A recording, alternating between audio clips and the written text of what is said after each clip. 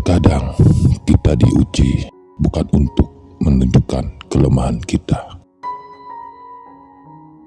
tetapi untuk menemukan kekuatan kita. Cintai dirimu semampunya, bahkan di saat orang lain tidak menyukaimu. Belajarlah dari kekecewaan daripada menangis dan menyalahkan segala sesuatu di sekitar. Jalanilah hidupmu dengan layak, karena waktu setiap hari berlalu dengan cepat. Hapus apa yang harus dibersihkan, lepaskan apa yang sudah pergi. Apa yang sudah berlalu, biarkan berlalu. Masih banyak hal-hal yang menunggu dalam hidupmu. Buanglah kesedihan. Berikan ruang agar hal-hal baik datang dalam hidupmu. Jangan sesali masa lalu. Dan jangan khawatir tentang masa depan. Yang perlu kamu khawatirkan adalah saat tidak ada yang dilakukan untuk memperbaiki kesalahan. Kebaikan adalah bahasa yang dapat didengar oleh orang tuli dan dapat dilihat oleh orang buta. Untuk menjalani kehidupan yang terbaik, pertama kita harus bisa menjadi pemimpin dalam diri sendiri. Pemimpin adalah orang yang bisa mengendalikan orang lain dan situasi. Namun, di sini yang dikendalikan adalah dirimu sendiri. Kendalikan pikiran, kendalikan ucapan, dan kendalikan tindakan. Mulailah dari itu, dan semesta akan memberikan berkah untukmu. Lebih banyak mendengarkan daripada berbicara, karena kebijaksanaan seringkali datang dari keheningan. Pemandangan terbaik muncul setelah pendakian tersulit. Keberanian tidak selalu yang ditampilkan. Terkadang keberanian adalah suara pelan di penghujung hari yang berkata, "Saya akan mencoba lagi besok." Jangan takut mengambil resiko dan mencoba hal baru. Hidup ini terlalu singkat untuk selalu bermain aman. Ambil nafas dalam-dalam. Ini hanya hari yang buruk,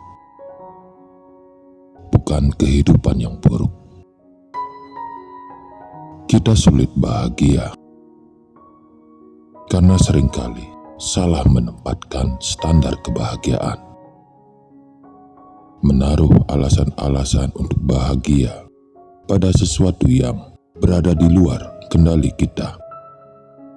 Kita sering berkata, akan bahagia jika diberi harta, menjadi juara, jadi populer, atau mendapatkan kebaikan dari orang lain. Lantas, jika hal itu tidak tercapai, alasan tersebut tak jadi kenyataan. Kita bersedih dan kehilangan kebahagiaan. Kemudian, kita tak berubah. Alasan bahagia tetap pada pencapaian yang ada di luar kuasa kita. Sadarilah sekarang, letakkan alasan bahagia itu pada hal yang menjadi kuasa kita, pada sesuatu yang bisa kita kendalikan. Bukan hasil, melainkan proses. Alih-alih bahagia karena menjadi juara, bahagialah jika dirimu telah belajar dengan sungguh-sungguh. Berbahagialah bukan karena besarnya uang yang kamu dapatkan, tapi usahamu untuk terus menjemput rezeki dengan semangat. Tak perlu menunggu kebaikan orang lain padamu untuk bahagia, melainkan berbahagialah ketika kamu mampu berbuat baik kepada orang lain. Taruhlah alasanmu untuk bahagia pada prosesnya, bukan pada hasilnya, pada usahamu, bukan bagaimana semesta bersikap padamu. Dengan begitu, kamu akan mudah menemukan kebahagiaan. Kebahagiaan berada dalam dirimu. Kau tak perlu menunggu untuk bahagia, karena dirimulah yang memegang kendali. Kini, tinggal giliranmu untuk memilih. Kebahagiaan itu bukan tentang tiadanya masalah, tapi sikap yang kita pilih saat masalah datang. Jangan pernah biarkan pikiranmu mengembara liar, seperti binatang buas yang hidup atas dasar kelangsungan hidup yang kuat. Jinakkan pikiranmu dengan fokus dan konsisten pada tujuan dan harapanmu. Kamu bisa membentuk takdirmu sendiri melalui sikap yang kamu tanamkan dalam dirimu. Untuk mencapai harapan yang belum pernah kamu capai sebelumnya, kamu perlu memulai melakukan hal-hal yang belum pernah kamu lakukan sebelumnya. Mulailah hal yang baru, jangan gunakan cara lama. Apapun yang terjadi hari ini, syukurilah. Ikhlaskan. Jadikan setiap hal yang terjadi sebagai sumber pelajaran. Banyak hal yang harus kamu lalui dalam hidup ini. Entah peristiwa patah hati, menyedihkan, memalukan, kekalahan, sampai pada yang menyenangkan. Semua harus kamu syukuri sebagai bagian dari pembelajaran hidup yang akan membuat kamu lebih bijaksana. Pahlawan dan penjahat selalu memiliki latar belakang yang sama, yaitu rasa sakit.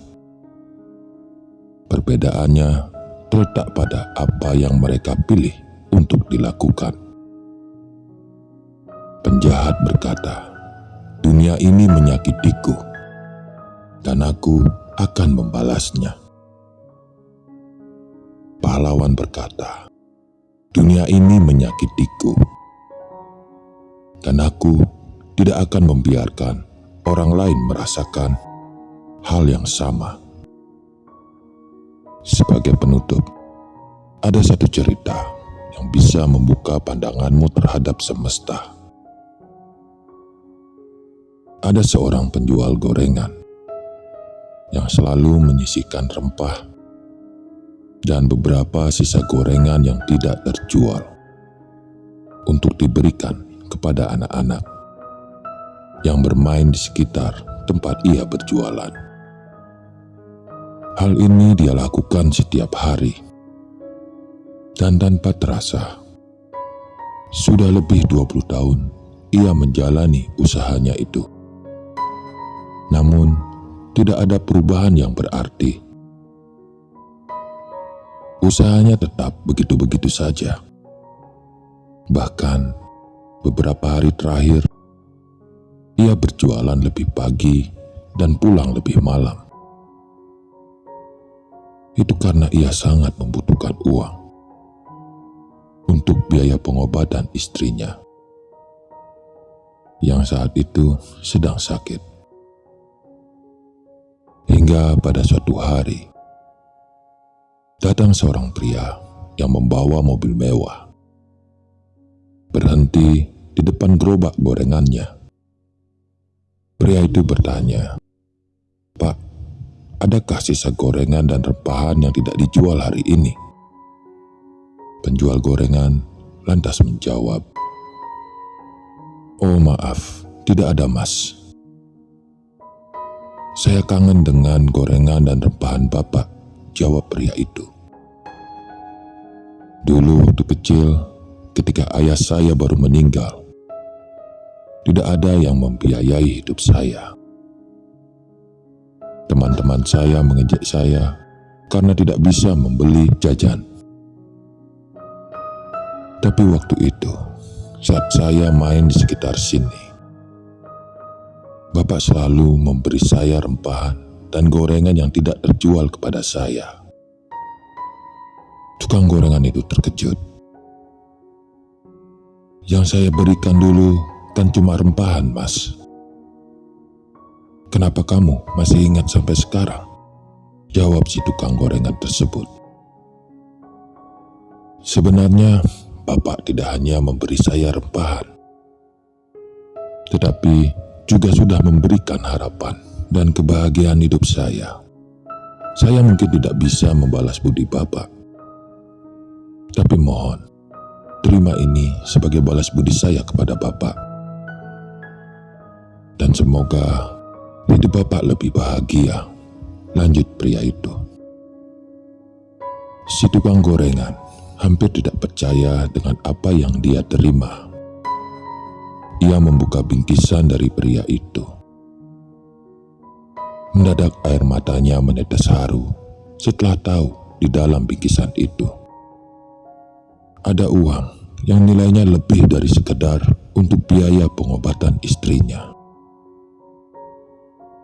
Si tukang gorengan menangis dan memeluk pria itu.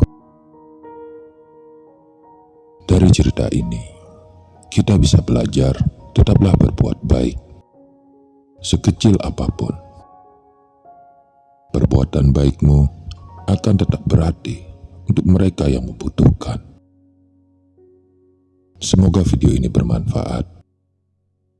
Semoga semua makhluk hidup berbahagia.